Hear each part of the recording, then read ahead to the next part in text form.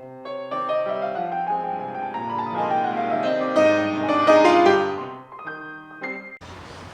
Tempranillo, it's less than 0.5% of the production of what we do in total volume of the winery, but is growing.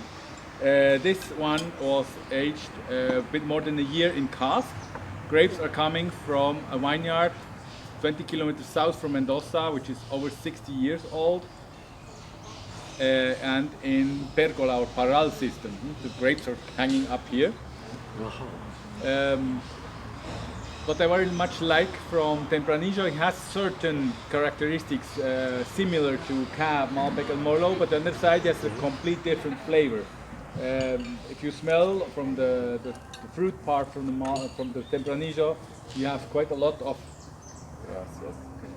of meaty flavors and herbs, and the principal fruit flavor is a grenadine plummy combination. And Carrascal, this is the wine we most make. It's over 50% of our production. The big volume is going, as I told you before, to Norway.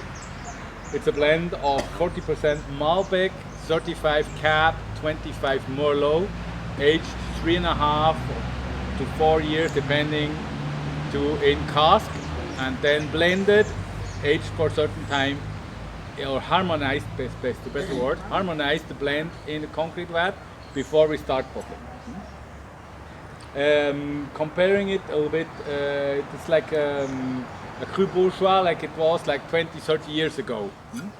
We're searching for complex flavor. We have a very good aging capacity.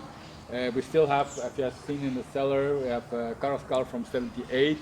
We have in smaller volumes for us also other years to see how the wine evolves, and it's really fantastic. Of a wine which is selling in the US a bit more than in Europe, depending on the country, between 20 and 25 US dollars. Really fantastic wine. Also given by his complexity of flavors between the grapes and the aging process, he's really fantastic to go with a lot of different foods. You can go with easy food from pasta, pizza, house meal made from the oven.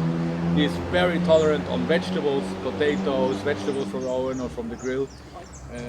It's really fantastic to match a lot of different foods. The grapes are all from vineyards which are older than 60 years. All here, quite near, 10-15 kilometer maximum range. And, well, vinification, as I told you, short time maceration, malolactic fermentation, then going to the oak cask. This is a blend of several vineyards that we have been talking tapes before. The basic quality of the grapes is very important, but one characteristic of vineyard wines, blends or even varietal wines, for us in turn, it's also a blend because it comes from different vineyards, and even if you go with 30,000 liters of Malbec from one vineyard, I go to 4, 5, 6 different casks. After 3 years, I have 5, 6 complete different wines.